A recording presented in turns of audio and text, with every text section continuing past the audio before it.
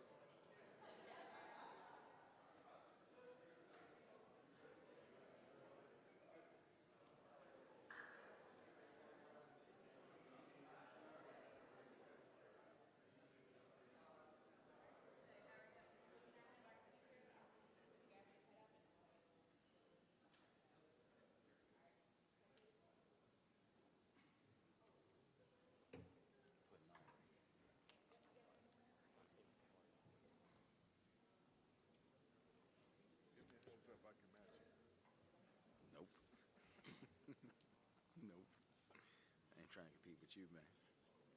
That's funny.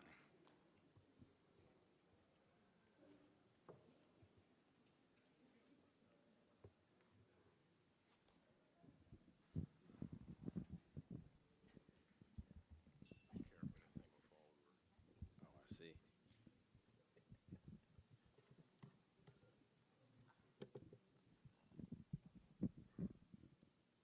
There we go. Good now. All right. Good morning, everyone, and thank you for being here today. I am joined today by Deputy State's Attorney Tom Donnelly, State's Attorney Narcotics Division Chief Jennifer Brady, Police Commissioner Worley, Director Mavronis from MONSE, and members of BPD's Group Violence Unit. We are gathered here today to announce the takedown of a drug trafficking organization operating in the 900 block of North Broadway Street as a part of Baltimore's Group Violence Reduction Strategy in the Central District. Before I turn it over to the Deputy State's Attorney to go into details around the takedown, I want to thank the State's Attorney, his entire team, the brave women and men of BPD, our team at MONSE for doing the work necessary to get these individuals off our streets. The foundation of our strategy relies on strong partnerships like the one you see before you today. MONSE, BPD, and the State's Attorney's Office to give group-involved individuals the choice to step away from a life that puts them and others at risk of losing their life or being a victim of violence.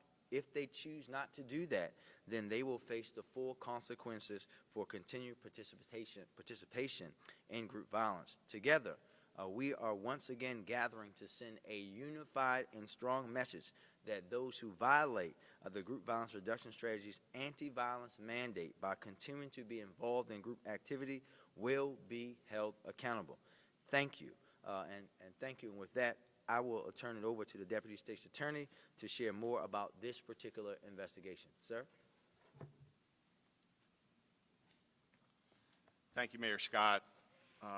Good morning. I'm Deputy State's Attorney Tom Donnelly, standing in for State's Attorney Ivan Bates this morning. I wanted to thank Mayor Scott, Commissioner Worley, Director Mavronis for collaborating with our office to be able to put this announcement together today. I'd like to acknowledge with me here today is our Narcotics Division Chief, Jen Brady, and Rachel Adekanya, who's an Assistant State's Attorney who worked on this case as well as the Group Violence Enforcement Team in taking down this DTO in the 900 block of North Broadway.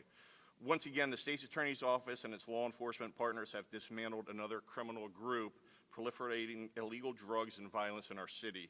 Together, we have secured the indictments of 7 individuals trafficking drugs in the Gay Street neighborhood. Taking down these types of criminal enterprises allows us to return a better quality of life for those who live and work in the city. Our investigation began in January of this year. The 900 block of North Broadway has been a known open-air drug market, home to notable violence and illegal activity, including numerous shootings. During the course of the investigations, detectives employed multiple investigative methods to identify members of the DTO and distinguish the street-level dealers from the members who are running the operation. As a result of the investigation, the following individuals were identified as key members of the DTO. Tyrone Hill, who's age 30, Rashad McLean, who's age 26, Javon Hall, age 24, Devon Harris, age 30, Dennis Harley, age 24, Bernard Cure, age 44, and Paris Jones, age 34. On February 28th, the grand jury in Baltimore City returned indictments for all 7 individuals for distribution and conspiracy to distribute narcotics. 5 search and seizure warrants were subsequently secured and executed by Baltimore Police GVET members, along with fellow law enforcement partners, including the FBI, Baltimore County Police Department, BPD SWAT, BPD K-9, and BPD Central District officers. The additional charges were added, include conspiracy to distribute controlled dangerous substances, distribution of specific amounts of controlled dangerous substances, distribution of controlled dangerous substances, possession of a regulated firearm by a prohibited person, and the use of a firearm in the drug trafficking. This takedown is not only a win for public safety in Baltimore, but a win for the Gay Street neighborhood, whose residents and visitors deserve to enjoy their community in peace and safety. Thank you. I'll turn it over to Commissioner Worley now. Thank you. Good morning. Thank you for being here today.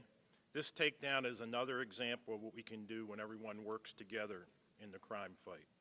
I want to thank the men and women of the BPD, specifically the Group Violence Unit and those in attendance, Detectives Moore, Santos, Smith, Sergeant Garcia, Lieutenant Hendricks, and their command staff is in attendance as well, Major Taylor, Captain Latanzi, and Lieutenant Colonel Velti.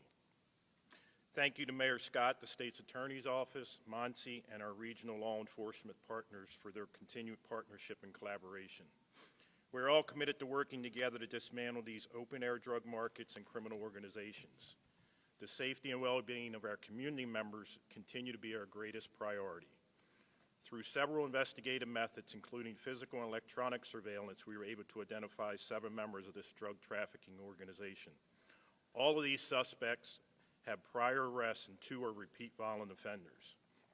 As part of the investigation, the following items were recovered: 6 guns, 2 assault rifles, approximately 80 grams of crack cocaine, approximately 2 pounds of cannabis, $10,000 in U.S. currency, and various other materials. The group violence reduction strategy is working. We are steadily reducing the number of homicides and shootings throughout the city, and we're keeping those who have greatest risk safe and alive. By working with MONSE, the mayor, our partners in crime, in the crime fight, and the community members, we are showing that this strategy is decreasing violence and improving the outcomes for those who want to be a part of the solution. We can offer pathways out of a life of violence.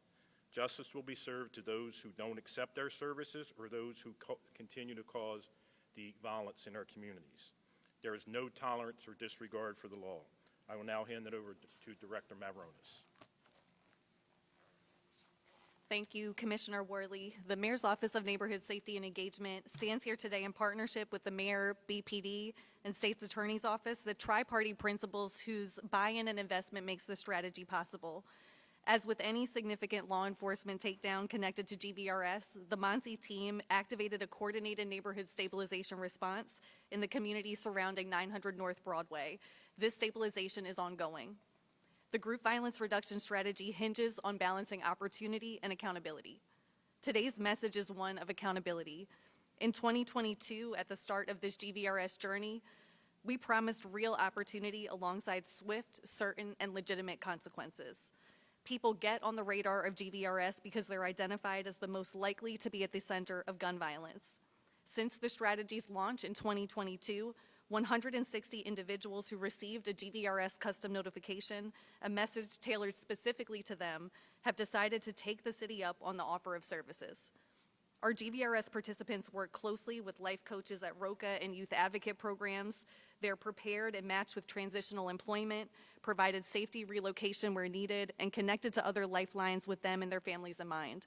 And the collective team that makes up GVRS stays connected. As a result of the intensive life coaching model that's at the heart of the violence intervention strategy, GVRS participants are remaining safe, alive, and free. We follow their trajectory over time. To date, more than 91% of GVRS participants have not recidivated, and more than 93% of participants have not been re-victimized. But today's announcement is not a reason for celebration. It's serious and it's a promise. We're never going to apply enforcement measures simply because someone declined services. We want people to change their lives and accept our offer, but law enforcement will hold you accountable for continued engagement in violence and illegal activity. Today's takedown, which removed violent actors, drugs, and weapons from our streets, sends a clear signal to those who choose to continue causing harm. We will respond accordingly. Thank you, and with that, I'll turn it back to Mayor Scott. Thank you, Director Mavronis. Our goal is always simple. Give those identified as being the highest at risk for involvement in violence to step away from the life that puts them and others at danger, or hold them accountable if they continue to do so. I say this at each of these takedown press conferences because that's the way the strategy works. Sending young men and women to prison is not our goal. It's the absolute last resort and a necessary balance with the positive opportunities that we are providing. But we will not tolerate drug trafficking, violence, gun trafficking, and these behaviors in our city. Accountability is an important part of the overall strategy. Group members have to see, again, that there are swift, certain, and legitimate consequences for their actions if they refuse the mandate to put down the guns. To anyone else in the same boat, I implore you, this eventually will be you if you do not make the changes to your life. As you heard Director Mavronis talk about, we've been able to connect many people with life-changing services. We can connect you as well.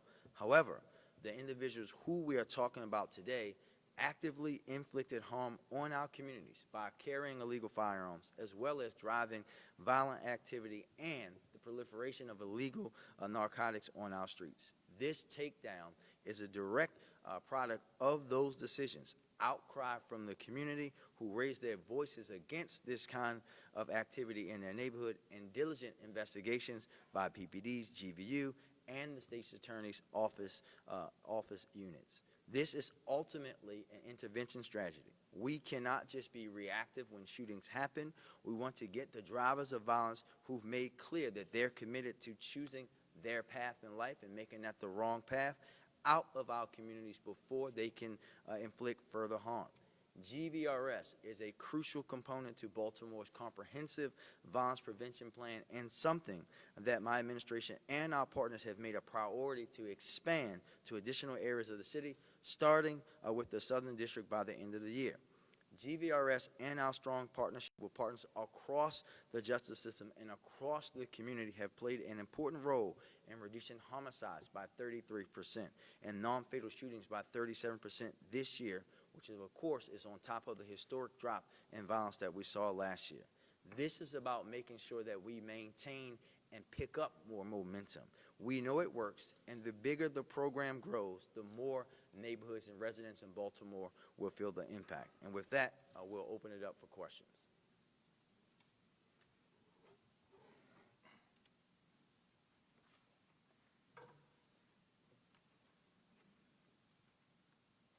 And we're going to do questions on the announcement first. If you have stuff that's off topic, we'll do that afterwards. Thank you. David Collins, WBAL-TV. I'd like to reserve the right to come back for a follow-up. Other than DTO, do you guys have a name of this organization, and how much product do you think they were responsible for?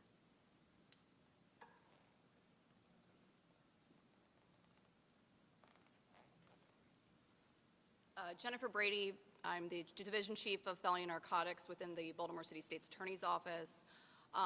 Yes, this group did call themselves Deaky Land Boys.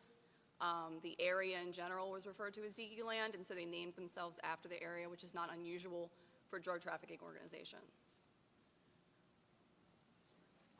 And the second part of my question was, how much product do you believe they were responsible for?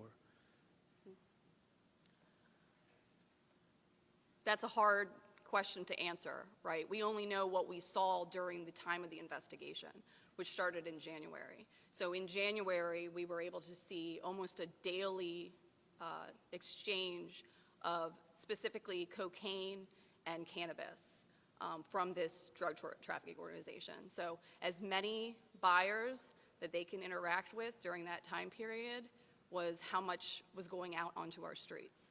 We got a decent amount of narcotics during the seizures from the search and seizure warrants, but to calculate the amount of damage total that they were doing is very difficult. Next. Anyone for on-topic questions? Hey guys, Dan Belson with the Baltimore Sun. There was talk of driving violence with this group. Did this investigation surround any specific acts of violence? And are any of the individuals here believed to be connected to those acts? Thank you, John. So to answer that question, yes, every corner, every area that GVRS puts their resources and time into investigation are areas that are involve violence. There were several shootings in that area, and because of that, that's where the investigation is targeting. Whether or not these individuals were suspects in those violence, none of them have been charged yet, and so they would be ongoing investigations that we aren't at liberty to talk about. Thank you. I guess I do have one on-topic question. You said this was indicted in February. Why are we finding out now? Is it because there was a superseding indictment with additional charges, I assume? Yes, so superseding indictments were filed. The reason why the previous indictments are filed is that that was a result of our investigations. Then once the investigations are concluded and we get indictments by the grand jury, warrants were issued by a judge, and during that time period we also obtained search and seizure warrants for their homes. So obviously we can't charge what we don't know is there yet. So once we did conduct those or execute those search and seizure warrants and we were able to recover large amounts of CDS as well as several firearms, then those had to be charged in separate superseding indictments that we wrapped into the investigation and those charges. So because of that, and also because of the fact that we wanted to see the outcomes of these cases, some of these cases, and some of them have been resolved. In fact, 3 of these defendants have already pled guilty to the charges in the indictment. And that is a direct result from how involved and how well put together these investigations by the GVRS squad is. They take their time, they develop strong evidence, and because of that, the cases are resolved quickly. So we're here today, and 3 of them are already pled guilty. Questions for the mayor and the police commissioner. Do you have any reaction to the video that came out yesterday of a detective holding a gun to the temple of a young man who's being restrained? And do you think it's appropriate that the detective is not even suspended? You can, by all means. We said on-topic questions first. Well, the question's been asked, so. Yeah, the standard answer is it's under investigation. But if you've ever been fighting with a guy who has a gun and he's trying to free his hands, then you try to do whatever you can to get him in custody. So I can't say much more than that, but I've been in that position that officer was in. You're scared, you're fighting for your life because you don't know what he's going to do. So the officer did some things, we'll investigate it, and no, I'm not concerned that he's not suspended because he was out there doing his job. He was in an area that we want him to be in. He was going after individuals with guns. And I'll just add, Justin, you know, as I always say, we investigate everything thoroughly, and any action that should be taken will be taken. Paul Gessler with WJZ. You referenced the 3 already who pleaded guilty. I'm looking in case search. All of them just have supervised probation. Are you going to be seeking jail time for the remaining cases? Is supervised probation good enough from your point of view for this type of operation? So the individuals that received probation are actually, part of that probation is the ROCA program. And so they've taken the opportunity to take advantage of that program. The other individuals are charged with handguns, firearms, or trafficking. They are facing much more significant and mandatory minimum sentences because of that. And so they are still pending trial. And perhaps this has been asked already, but have any of the guns been tied to violent crimes or just open investigation? So we don't discuss what you're probably referring to, which is IBIS leads. We don't discuss that because IBIS leads are only investigations. They have to be confirmed. They have to be followed up. So we don't discuss that. Hi, I have 2 questions for the commissioner and then 1 follow-up for the mayor. The violence in the Western District, it's been particularly violent in July. 5 homicides, 4 shootings, non-fatal so far in just a 12-day period. What's behind this violence? Is this guns, drugs, gangs, retaliatory? And how is the department responding? Well, we've noticed it early on, the continued violence in the Western. It's frustrating a little bit because we've got a lot of resources there, but we have several investigations that are going on. We do know there's some back and forth that we're on top of. Unfortunately, we haven't been able to prevent some cases, but we've got some investigations ongoing, and I think you'll see some results in the very near future. But that is our #1 priority right now is the Western because they have the most homicides and shootings in the city.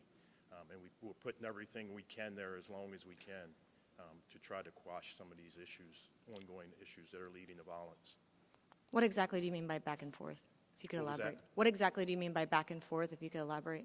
Well, just like almost any shooting, if you shoot one of mine, I'm going to shoot one of yours, and these different organizations are similar to what we have now, drug trafficking organizations who go back and forth with squabbles over whatever they argue over and fight over, and it leads to gun violence. So this transition seems to make more sense for me right now. I hear what you're saying, Mayor, about GVRS. Given those statistics and what we're talking about right now, is GVRS still working in West Baltimore? Has it ever been working?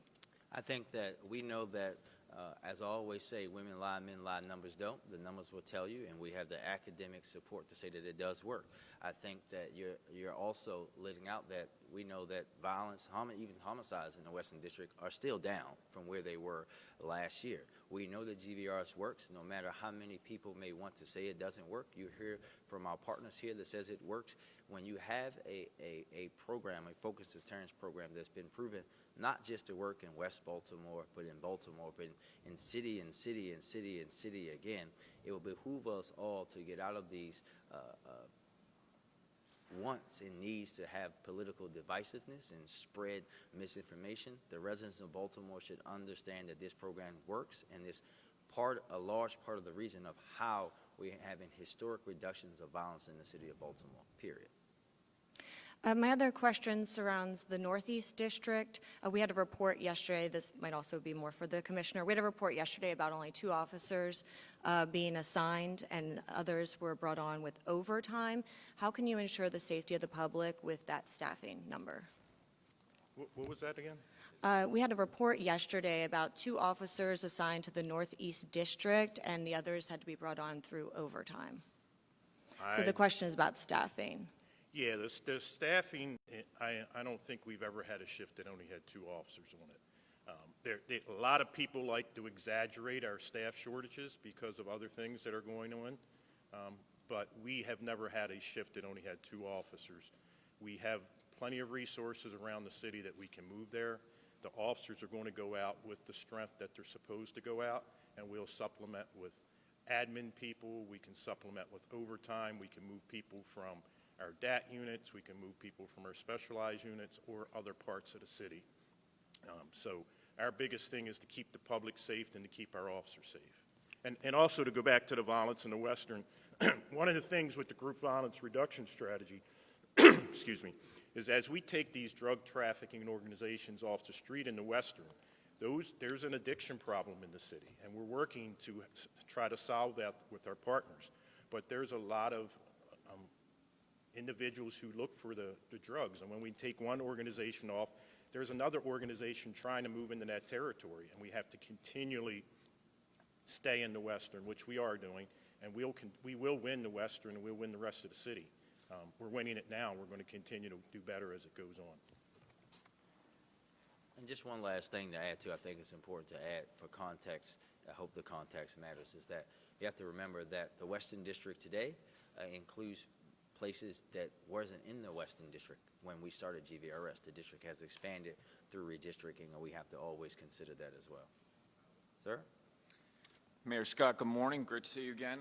He could have raised the mic for you, but Sorry, that's I can kind of squat a little bit. Being talked about on our way in, I'm sorry to go off topic, but the president, there was a report on Axios that he might be willing to drop out this weekend, getting pressured from several congressional Democrats. Do you have any reaction to that? You have been very supportive of his. Yeah, I'll say what I said to your colleagues, C4 and Brian Neiman last week. If the president decides to drop out, right, then the vice president should be the nominee, period. It's literally the reason why we have the position.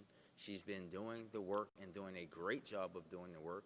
When you think about the work, particularly that connects to the city of Baltimore, knowing that the Office of Gun Violence Prevention reports up through the Vice President, knowing all the work that she's doing, I know that she's meeting with some of my mayoral colleagues today, right? We know who it should be. And I want to, again, send the message out to everyone, but in particularly to my fellow Democrats, that if anyone goes out and says that it should be anybody other than the vice president, then they're showing their true selves. But more importantly, I want them to hear me very clear. If you say that it should be someone other than the vice president, if you go out and try to make it you, if you are running the risk of having your party lose of the group of people who have saved this country in election after election after election in black women. And I want you to know that they are watching you very closely. And you're also putting this country at risk simply because you don't want the nominee to be a woman who just happens to be black. We are talking about the most important election in the history of this country. When you have on the other side two folks who, quite frankly, should scare anybody in being the leaders of the free world. You have a vice presidential candidate who openly is against abortion in any case, even in rape or incest. We have these folks who are supporting Project 2025 that will turn this country into a dictatorship of something like you've seen in the 1800s in Europe. That's the risk that you're running. If the president decides to drop out, the vice president is the only person that should be on the ticket.